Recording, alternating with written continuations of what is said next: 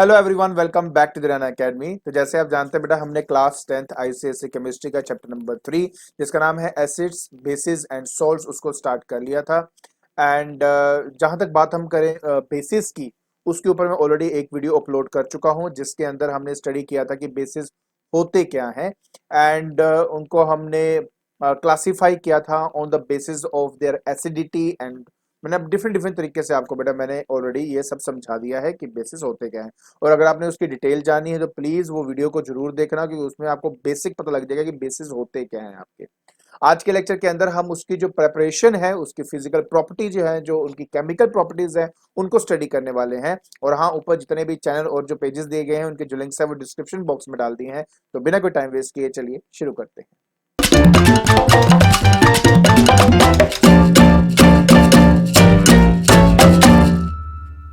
सो देखिए बेटा, जब हम बेसिस के बारे में बात करते हैं तो आप भी अच्छी तरह से जानते हो कि बेसिस के अंदर हम किन को बेस कहते हैं। किसी भी मेटल ऑक्साइड को बेस कहा जाता है, किसी भी मेटल हाइड्रोक्साइड को बेस कहा जाता है। अमोनियम हाइड्रोक्साइड वो भी हमारा क्या है, बेस होता है। तो इनको अब हमने क्या करना है, प्रिपेयर। सो अब हम करेंगे सबसे पहले प्रिपरेशन ऑफ बेसिस, ठीक है, ये अभी हमने करना है। सो दे आर डिफरेंट मेथड्स।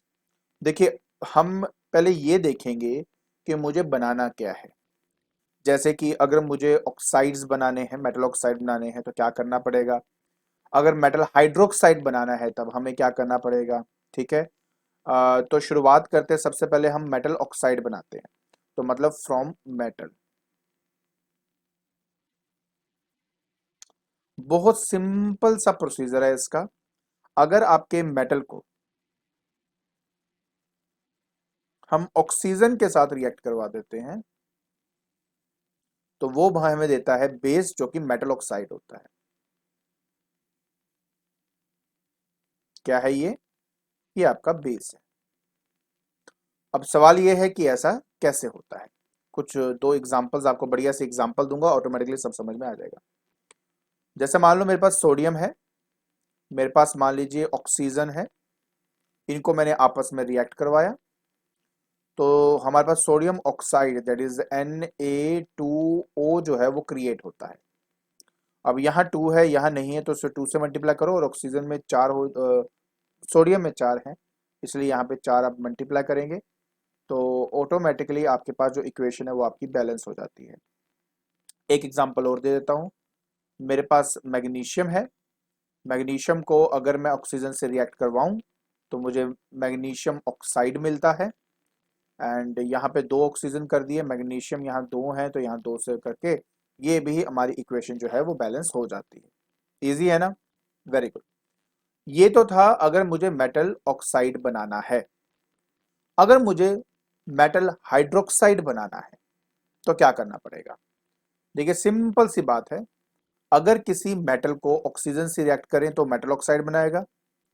उसी रिएक्टिव मेटल को, रिएक्टिव मेटल होना चाहिए आपका, तो रिएक्टिव मेटल में कौन कौन आते हैं, सोडियम, पोटेशियम एंड कैल्शियम, ये 3 आपके रिएक्टिव मेटल्स की कैटेगरी में आते हैं।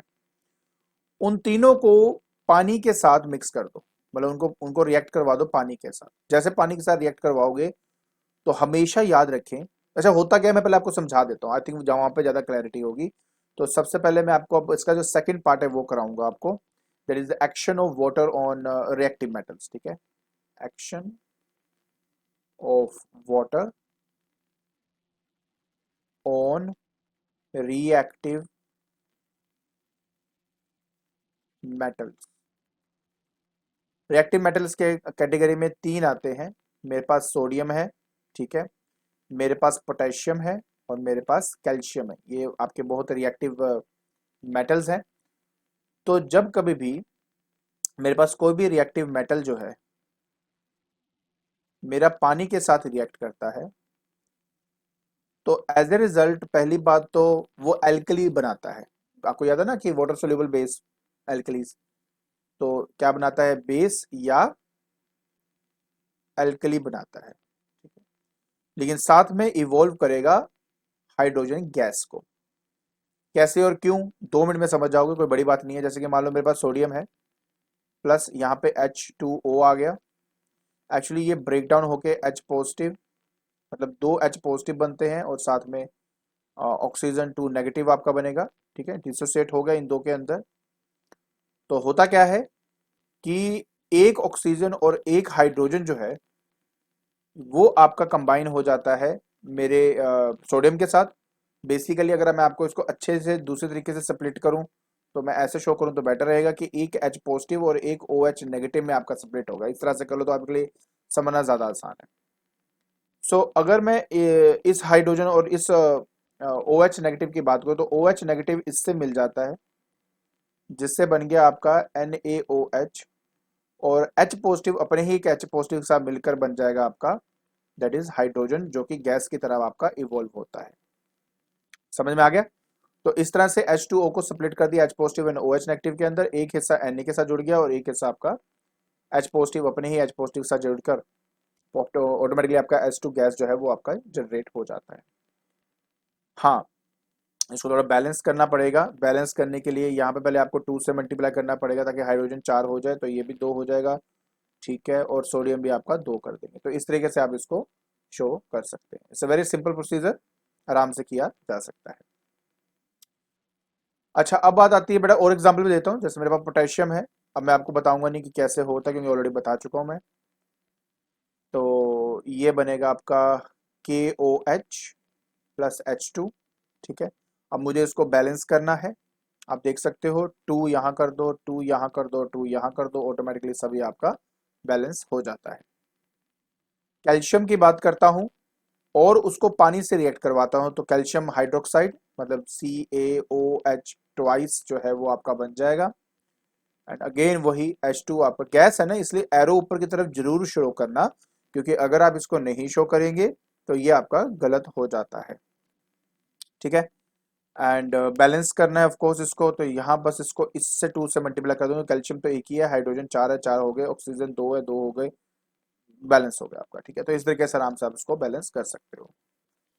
अब मैंने आपको दिखाया कि अगर मेटल को ऑक्सीजन से करें तो मेटल ऑक्साइड बनता है, मेटल को पानी से करें मेटल हाइड्रोक्साइड बनता है। अगर मेरे पास कोई मेटल ऑक्साइड है और उसको मैं पानी से रिएक्ट कराऊं तो क्या होगा बेटा? वो फिर से आपका बेस या एल्कली बन जाता है। आई टेल यू कैसे। देखिए, व्हाट आई वाज सेइंग कि मेरे पास मान लीजिए मेरे पास मेटल ऑक्साइड है और उसको मुझे रिएक्ट कराना बेटा किसके साथ? पानी के साथ। ठीक है, जैसे मैं रिएक्ट कराऊंगा तो मुझे मिल जाता है बेस, जिसको हम क्या कहते हैं? एल्कली भी कह देते हैं, वाटर सोल्यूबल बेस होता है आपका। बहुत इजी है, एग्जांपल देखें तो एग्जांपल से आपको और ज्यादा क्लैरिटी हो जाएगी। जैसे मैं सोडियम ऑक्साइड ले लिया, if I am not wrong मैंने सोडियम ऑक्साइड ठीक किया था वैसे। तो मेरे पास सोडियम ऑक्साइड है। अब सोडियम ऑक्साइड को मैंने पानी के साथ H2O के साथ अपना रिएक्ट करवाया। जैसे मैंने रिएक्ट करवाया मेरे पास बन गया NaOH। ठीक है, NaOH जो है वो मेरे पास बन जाएगा, this is sodium hydroxide. N2O H2O ये मेरे पास आ गया। यहाँ पे बैलेंस करना है, बिल्कुल करना है, तो यहाँ पे मैं इसको 2 से मल्टीप्लाई करके मेरा ऑटोमेटिकली आई थिंक ये बैलेंस आराम से हो रहा है।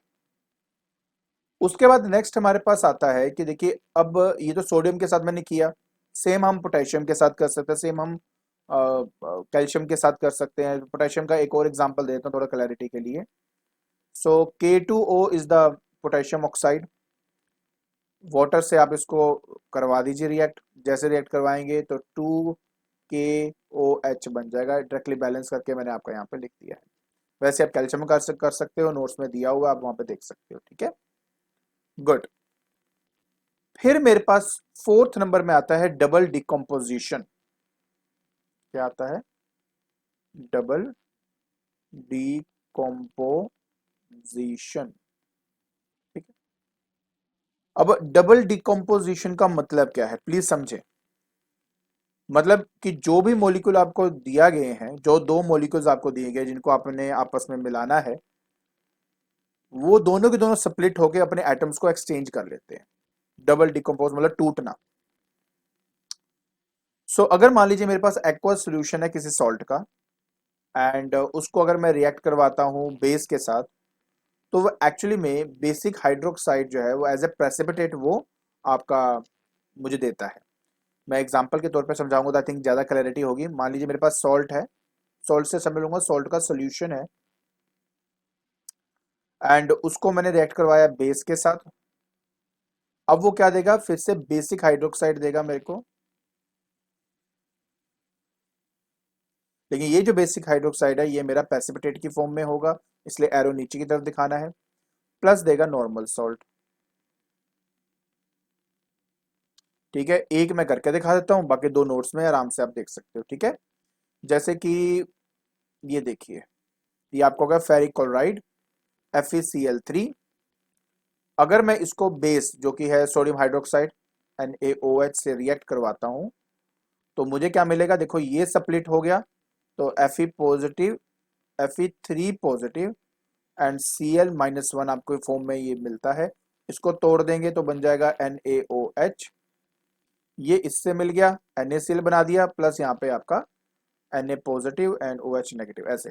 तो ये बन जाएगा आपका that is FeOH whole thrice.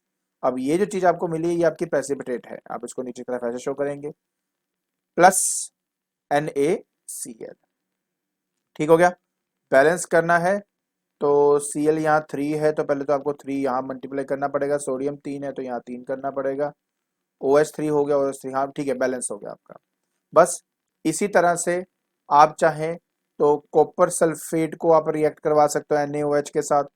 अगर आपके पास AlCl3 अमोनियम क्लोराइड है तो आप इसको NH4OH अमोनियम हाइड्रोक्साइड से रिएक्ट करा दो तो भी आपको मिल जाएगा।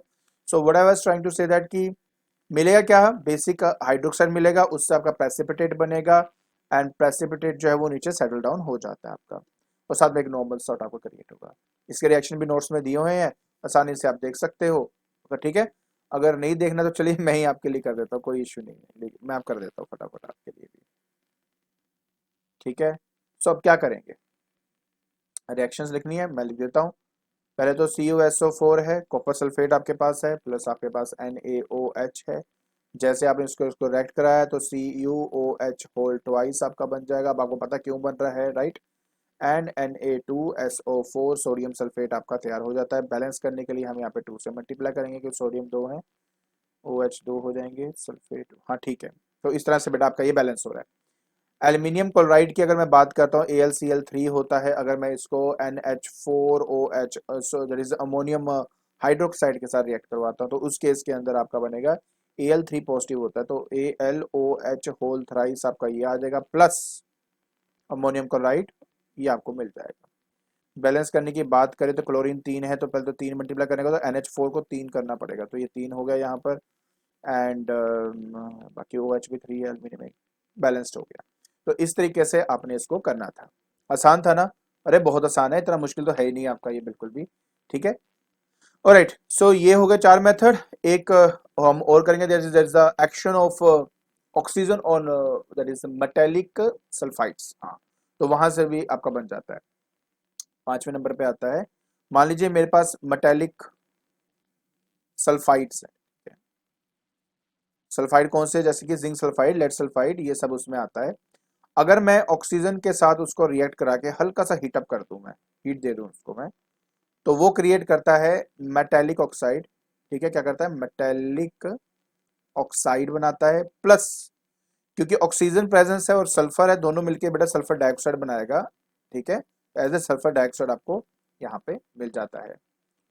तो एग्जांपल्स, राइट, तो ZnS PbS, ये हो गया आपका जिंक सल्फाइड, लेड सल्फाइड। इसी को आप ऑक्सीजन से रिएक्ट कर दो, O2 से आप दिखाइए, O2 से दिखाइए, हीट इसको हल्का सा दे दीजिए, यहाँ पे भी आप हल्का सा इसको दे दीजिए, that is the metal oxide बना दो। ZnO तो आप यहीं बना दो, PbO भी आप यहाँ पे बना दीजिए। ठीक हो गया, plus sulphur dioxide, plus sulphur dioxide. ठीक है जी, इजी है। बैलेंस करने की बात करें तो यहाँ पर ऑक्सीजन 2, ऑक्सीजन एक 3 है एक्चुअली आपके यहाँ पे ऑक्सीजन, राइट। तो एक काम करना पड़ेगा, पहले तो इसको बना देते हैं हम अपना इवन नंबर। इवन नंबर बना दिए, 4 हो गए, 4 हो गए, ठीक है। लेकिन प्रॉब्लम ये कि दो, इसको अगर मैं दो इधर करूंगा तो सल्फर भी दो हो जाएगा ना, दो सल्फर। तो यहाँ पे किया, अब ऑक्सीजन 6 हो गए तो 3 कर देता हूँ। इस तरीके से बेटा आपका ये प्रॉपरली बैलेंस हो जाता है, क्योंकि दोनों का वैलेंसी एक जैसी है तो सेम ही आपका यहाँ पर भी आएगा। ठीक है, तो ये लीजिए। तो इस तरीके से बेटा आपने अपना ये वाला पार्ट कंप्लीट करना था। आसान है ना? आप, आई होप आपको बेटा समझ में आ रहा होगा किस तरह से हम कर रहे हैं, राइट? ठीक है। अभी खत्म नहीं हुआ, क्योंकि अभी हमने बात करी है किसकी, दैट इज मेटालिक सल्फाइड से कैसे बनाते हैं। अब मेटल कार्बोनेट की अगर मैं बात करूंगा तो उसमें कार्बन डाइऑक्साइड बनेगा, मेटल सल्फाइड तो सल्फर डाइऑक्साइड बना। ठीक है, बहुत सिंपल है, आराम से समझें, आपको आराम है, स्टेप बाय स्टेप मैं कर रहा हूं, आप देखते जाइए, प्रैक्टिस करते जाइए, ऑटोमेटिकली आपको आ जाएगा ये कैसे करना है। अच्छा, फिर जैसे मैंने कहा कि अब मुझे करना है decomposition of salt. Decomposition of salt के अंदर आ जाता है जैसे मेटल कार्बोनेट है, ठीक है, उसके अंदर कई कैटेगरीज हैं, जैसे कि मैं अभी बात कर रहा हूं आपके, यहाँ पे मेटल है ना, सो मेटल कार्बोनेट है। एक में मेटल नाइट्रेट लूंगा, मेटल कार्बोनेट से क्या बनता है, मेटल नाइट्रेट से क्या बनता है, बेटा ये बातें समझनी होती हैं। और इसमें मेन प्रोडक्ट को याद रखो, ऑटोमेटिकली बैलेंस बैलेंस तो आप कर ही लोगे। ठीक है, मेरे पास कार्बोनेट है, अगर कार्बोनेट है तो ऑब्वियस क्या बनेगा, कार्बन डाइऑक्साइड बनेगा।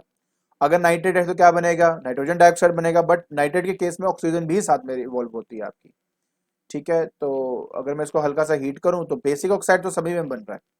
ठीक है, दैट इज बेसिक ऑक्साइड जो है वो तो सभी में बन रहा ही बन रहा है, तो यहाँ पे बनेगा साथ में कार्बन डाइऑक्साइड।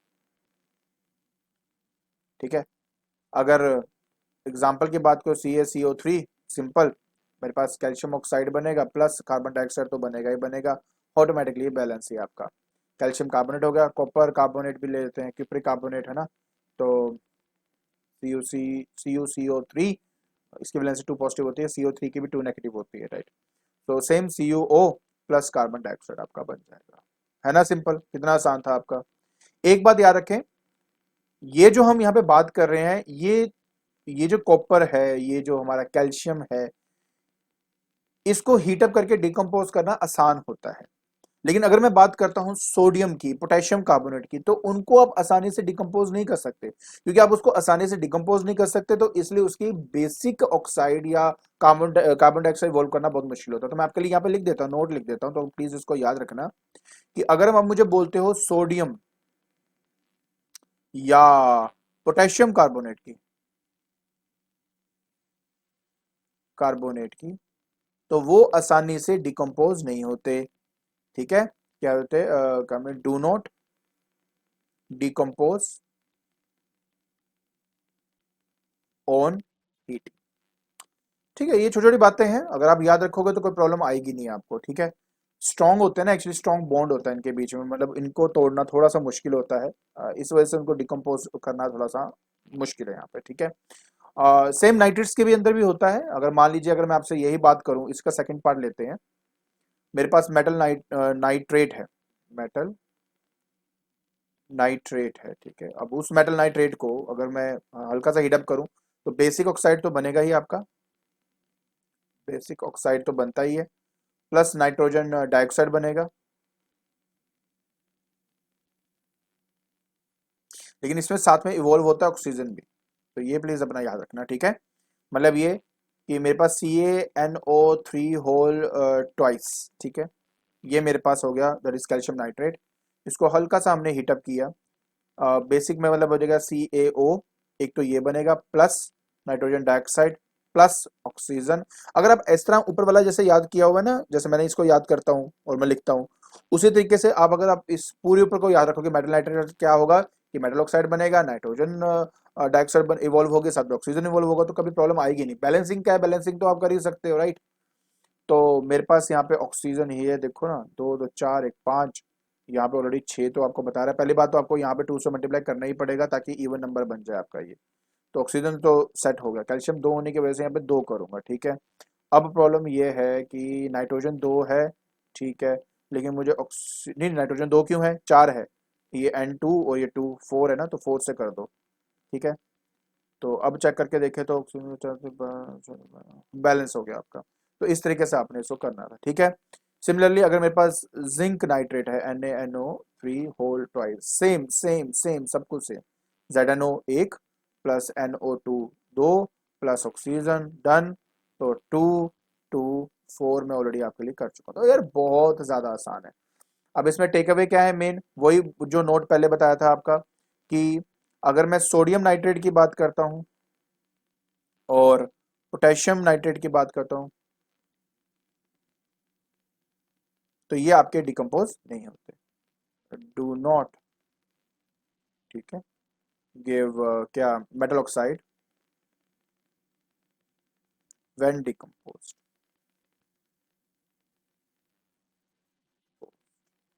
ठीक है, छोटी छोटी बातें हैं, छोटी छोटी बातें हैं, लेकिन असरदार बातें हैं, इन बातों को बेटा आपने अच्छी तरह समझना है। ठीक है, अब हमें बात करनी है बेटा अपने आखिरी प्रिपरेशन की, क्योंकि हमने देख लिया कि मेटल ऑक्साइड कैसे बनता है, हमने देख लिया कि हाइड्रोक्साइड कैसे बनाया जाता है। अब बात कर लेते हैं यार अमोनियम हाइड्रोक्साइड की, वीक एल्कली है तो क्या हुआ, बट है तो है ना बेस, उसकी प्रिपरेशन भी देख लेते हैं, 7वें नंबर पे आती है, बहुत सिंपल है, कुछ नहीं करना, अमोनिया गैस को लो, उसको पानी में डिजोल्व कर दो, लो जी तैयार हो गया आपका ammonium hydroxide.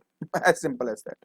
Of course weak alkali है, ये बात याद रखना, ठीक है, इट्स अ वीक एल्कलाई, कुछ नहीं करना, आपने इसका गैस लेना है, what is this, this is a gas, dissolve करना पानी के अंदर, ऑटोमेटिकली क्या होगा, और अमोनिया ना बहुत एक्सट्रीमली सॉल्युबल होता है पानी के अंदर, ठीक है, तो जैसे आप उसको डिसॉल्व करेंगे ऑटोमेटिकली बेटा वो आपका दैट इज अमोनियम हाइड्रोक्साइड जो है वो आपका प्रिपेयर कर देंगे, ठीक है, it's a weak, it's a very simple thing, right. I hope आपको ये सब अच्छे से समझ में आ गया होगा, गुड।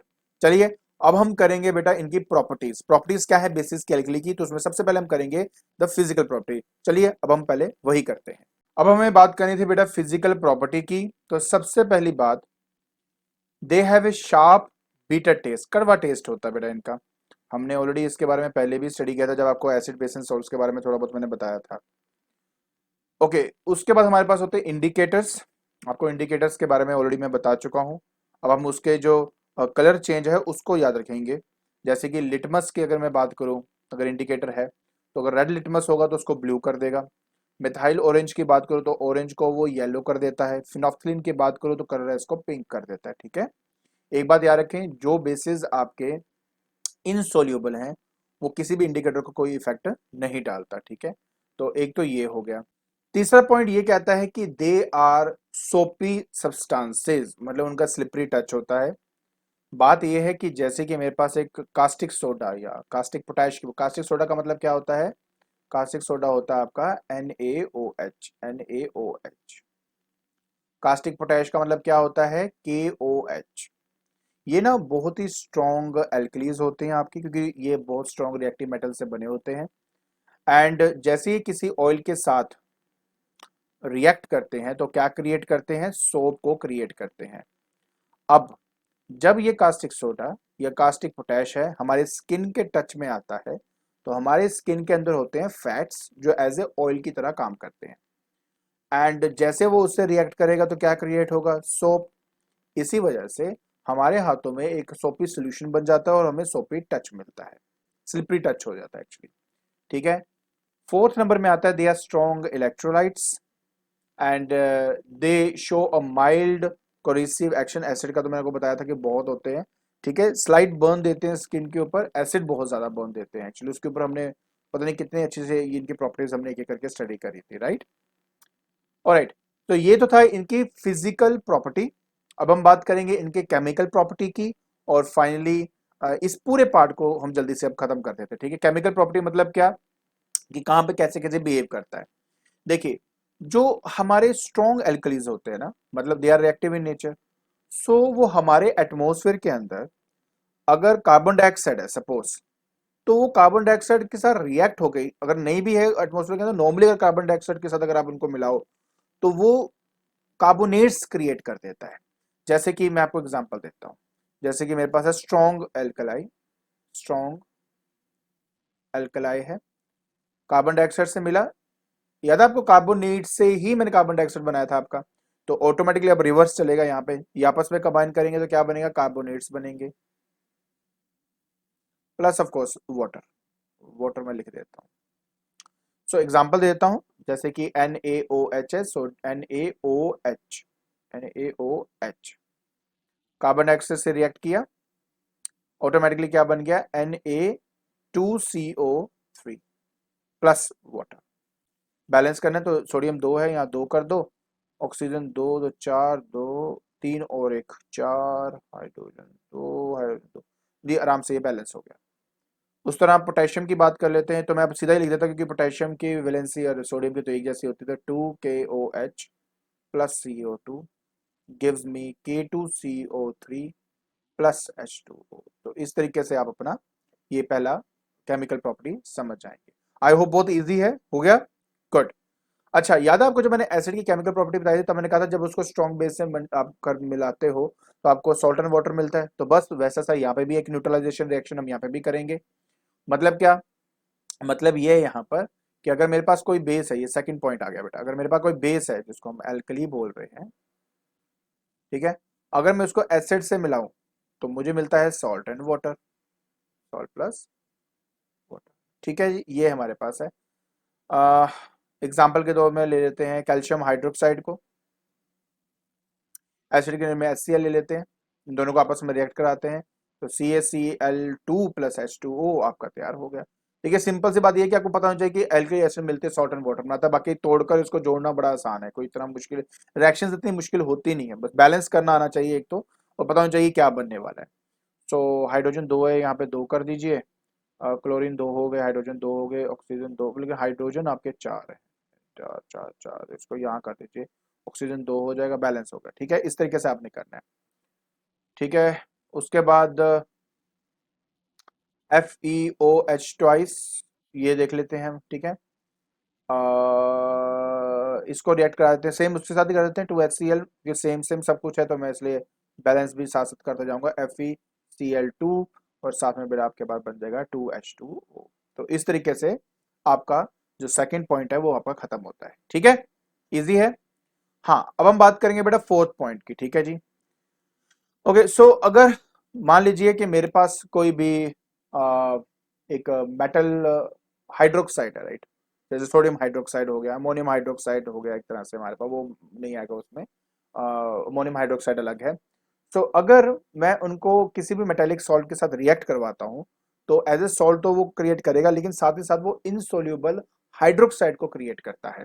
ठीक है, एग्जाम्पल देता हूँ आपको, जैसे कि मान लीजिए कि मेरे पास आ गया कॉपर सल्फेट है। ठीक है, अब कॉपर सल्फेट क्या है, ये एक्वा सोल्यूशन के अंदर है और ये मेटेलिक सॉल्ट है। अगर मैं इसको अमोनियम हाइड्रोक्साइड के साथ अगर रिएक्ट करवा देता हूँ, ठीक है, एक्वा सोल्यूशन लेंगे हमेशा, दिस इज एक्वा सोल्यूशन, तो एज ए रिजल्ट वो अमोनियम, देखो अब क्या होगा, ये स्प्लिट हो जाएगा, यहाँ बीच में स्प्लिट हो जाएगा, ये आपस में एक्सचेंज कर लेंगे, जिसकी वजह से क्या होगा कि NH4 2SO4 ये बनेगा, this is ammonium sulphate, and साथ में बनेगा कॉपर हाइड्रोक्साइड, ये बन गया। बट ये पहली बात, इसका कलर भी याद रखना आपने, इसका पेल ब्लू कलर होता है, पेल ब्लू कलर इसका होता है, end of course insoluble hydroxide है, तो ये आपका प्रेसिपिटेट बन के नीचे आपका इकट्ठा या सेटल हो जाएगा आपका। बात रहेगी इसको अब बैलेंस करने हैं, बस मेन बैलेंस का सारा खेल है। कॉपर एक एक ही है, एंड सल्फर एक है, ऑक्सीजन मेरे पास यहाँ पे लेफ्ट में 5 है और इधर मेरे पास 6। तो एक काम करते हैं ना, यहाँ पे 2 से मल्टीप्लाई करते हैं तो ऑक्सीजन तो 6 हो जाए मेरे, पहले तो ऑक्सीजन मेरा 6 है, एंड हाइड्रोजन मेरे पास 6 है, हाइड्रोजन हाइड्रोजन 4 हो जाए 8 8 और 2 10, 4 हो जाए 8 और बैलेंस भी हो गया ये आपका, सिंपल। और एग्जांपल दिखाता हूँ, जैसे कि ZnSO4 है, जिंक सल्फेट, एंड प्लस उसको अब हम सोडियम हाइड्रोक्साइड के साथ रिएक्ट करवाते हैं। जैसे सोडियम हाइड्रोक्साइड बनाएंगे तो ऑब्वियस है ये टूटेगा बीच में से, ये बीच में टूटेगा, आपस में एक्सचेंज करेंगे, तो ये बनेगा दैट इज Na2SO4, पहले तो ये बन गया आपके पास। ठीक है, Na2SO4 ये बन गया आपका, साथ में अब इसमें बनाएंगे हाँ जिंक, जिंक हाइड्रोक्साइड, ये हमारा बनाएगा। ठीक है, ओके। सो ये ग्लैटिनस व्हाइट होता है इसका colour,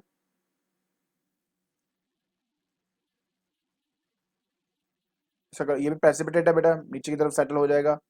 aqua solution, aqua solution, ये सारे एक्वा सोल्यूशन है, प्लीज इस बात का ध्यान रखना, दिस इज एक्वा सोल्यूशन। ठीक है जी, फाइनल एक और है वो भी बता देता हूँ आपको, आपके दिया हुआ है सिलेबस में, तो मैं इसलिए सारे बताता हूँ ताकि आपको ये ना प्रॉब्लम आए कि ये नहीं हुआ, ये समझ में नहीं आया, तो बस इसलिए।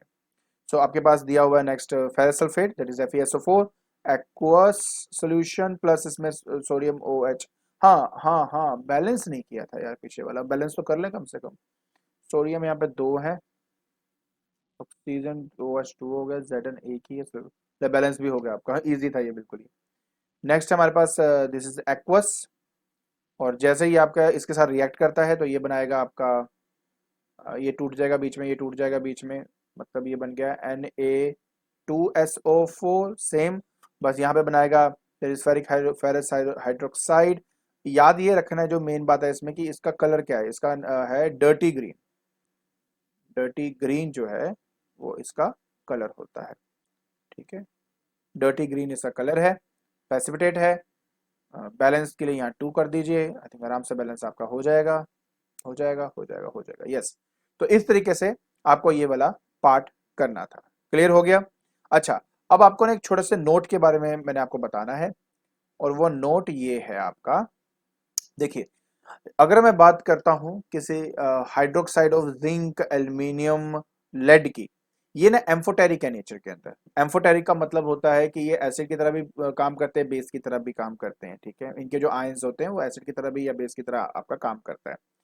जब उनको एक्सेस ऑफ सोडियम हाइड्रोक्साइड या पोटेशियम हाइड्रोक्साइड के साथ हम डालते हैं, तो excess of sodium hydroxide potassium hydroxide की क्या होता है, डिसोल्व हो जाता है।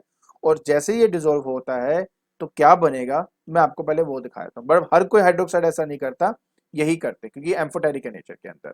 कौन से हाइड्रोक्साइड? हाइड्रोक्साइड किसका? जिंक का, एल्यूमिनियम का, या लेड का। इन इन तीनों में, मतलब अगर ये क्या है एम्फोटेरिक के नेचर के अंदर, तो ये एक्सेस ऑफ सोडियम हाइड्रोक्साइड या पोटेशियम हाइड्रोक्साइड के साथ डिसोल्व हो जाता है। और जैसे ये डिसोल्व होगा, एक अच्छा सा एग्जांपल देता हूं, जैसे कि मेरे पास जिंक हाइड्रोक्साइड है, ये हो गया NaOH, ठीक है। अब आप जैसे इसको करेंगे ना, ये आपका बनेगा सोडियम जिंकेट, मतलब Na2ZnO2, इसको कहते हैं सोडियम जिंकेट। मैं लिख देता हूँ, सोडियम जिंकेट, ठीक है जी। और साथ में बनाता है क्या हमारे पास, दैट इज H2O, तो ये बन गया। अब मुझे करना था बेटा, इनको बैलेंस करना है, ठीक है। सो हाइड्रोजन Na2, यहाँ पे Na2 है तो पहले 2 ही कर देता हूँ। हाइड्रोजन 4 हो गए तो ऑटोमेटिकली यहाँ पे भी 2 कर देता हूँ। ऑक्सीजन की बात करूँ तो 4 यहाँ पे है, 4 यहाँ पे, लो बैलेंस भी हो गया आपका। आसानी से हो जाता है, आराम से आप ये सब काम कर सकते हो, ठीक है जी। गुड। अब रह गया हमारे पास सिर्फ एक और, वो ये है कि अगर किसी भी एल्कली को हम कहते हैं ना वार्म करते हैं विद अमोनियम सॉल्ट, तो तब हमेशा आपका अमोनियम गैस जो है वो इवॉल्व होती है। मतलब ये, मैं आपको एग्जांपल देता हूँ, जैसे मेरे पास कोई भी अमोनियम का सॉल्ट है, ठीक है, ये 4th नंबर पर ले आते हैं। मेरे पास क्या है, अमोनियम का सॉल्ट है। उस अमोनियम के सॉल्ट को आप एल्कली के साथ रिएक्ट करवा दो, बस थोड़ा सा वार्म कर दो, मतलब उसको थोड़ा हीट देनी प्रोवाइड करनी पड़ती है।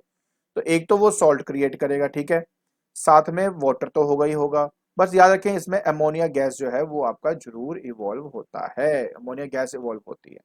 बस ये बात याद रखना। एग्जाम्पल्स हैं, बिल्कुल हैं, जैसे कि NH4Cl हमारे पास आ गया, प्लस NaOH है। अगर आप इसको थोड़ा सा हल्का करें तो सॉल्ट बनाना है, तो पहले तो इसको तोड़ दो, इसको तोड़ो, NaCl तो तैयार हो गया। बस उसके बाद पानी बना दो, उसके बाद अमोनिया दिखा दो, दैट्स इट, खत्म। मुझे बस अब इसको बैलेंस करना रह जाता है, बाकी सब कुछ हो जाता है। तो जहां तक मैं देख रहा हूँ कि NH3 का एक हाइड्रोजन इधर चला गया, एक हाइड्रोजन था, तो बैलेंस ही है यार, ये ऑटोमेटिकली बैलेंस ही है आपका। तो एक और दिखाते हैं आपको, अमोनियम क्लोराइड फिर से, ठीक है। अब इस टाइम मैंने कैल्शियम हाइड्रोक्साइड के साथ उसको रिएक्ट करवा दिया, लीजिए, थोड़ा सा कराया। अभी देखो यहाँ से टूटेगा, यहाँ बीच में से टूटेगा, कैल्शियम क्लोरीन से मिल जाएगा, तो ये बन गया कैल्शियम क्लोराइड, बन गया ना। बस साथ में पानी बना दो, साथ में आप अमोनिया बना दो, बस। तभी मैंने कहा ना कि आपको पता होना चाहिए करना क्या है, तो आराम से आप वो बना सकते हो। इक्वेशंस को इतनी मुश्किल नहीं होती, आपको समझना होता है कि एग्जैक्टली कर क्या रहे हैं यहाँ पे, ठीक है जी। अच्छा, जहां तक रही बात अब बैलेंस की, तो मेरे पास कैल्शियम OH, हाइड्रोजन तो बैलेंस करने के लिए यहाँ आ जाएगा 2, 2 करेंगे तो यहाँ पे आ जाएगा मेरे पास 2, एंड वो 2 है तो यहाँ पे फिर 2, कैल्शियम एक ही है, लीजिए। आसानी से बेटा ये अभी आपका बैलेंस हो गया है। इसके बाद आ गया बेटा last, and that's it, NH4, मतलब अमोनियम सल्फेट की बात कर रहा हूँ मैं, 2SO4 ये हमारे पास है। पोटेशियम हाइड्रोक्साइड के साथ रिएक्ट करवा देते हैं, ठीक है। तो जैसे करेंगे ये टूटेगा, बीच में ये टूटेगा, तो आपका बनेगा potassium sulphate, that is K2SO4 plus पानी बना दो प्लस अमोनिया उड़ा दो। तो दैट्स इट। इसको मैं थोड़ा नीचे कर देता हूँ ताकि आपको दिख जाए प्रॉपरली। मतलब यहाँ पे प्लस क्या कर दो, अमोनिया उड़ा दो इनका। दैट्स इट, ये करना था आपने। ठीक है, तो अब हमें इसको क्या करना है, बैलेंस करना है। यही रह गया ना हमारे पास, पोटेशियम 2 है तो यहाँ पे 2 कर देता हूँ, पोटेशियम 2 हो जाएंगे। सल्फर SO4 दिख रहा है आपके पास, H2O भी है आपके पास, हाइड्रोजन लेकिन यहाँ पे हो गए, और यहाँ पे 2 करना पड़ेगा मुझे। 4 और 2 6, 4 और 2 6, ये बैलेंस हो गया आपका। बस इसी तरीके से आपने बैलेंस करना था, तो बैलेंस भी हो गया आपका। ठीक है, तो मेन क्या है कि अमोनियम सॉल्ट को अगर एल्कली से मिलाया जाता है तो हमें सॉल्ट वाटर एंड अमोनिया हमें मिलता है, अमोनिया एज ए गैस हमें इवॉल्व होती है। आई होप आपको ये अच्छी तरह समझ में आ गया होगा। चलिए अब हमारे पास सिर्फ लास्ट पार्ट रह गया है, वो ये कि इनके यूजेस क्या है, जनरल यूजेस क्या है इनके। जैसे कि अगर मैं सोडियम हाइड्रोक्साइड की बात करता हूं तो सोप के मैन्युफैक्चरिंग के अंदर बनता है।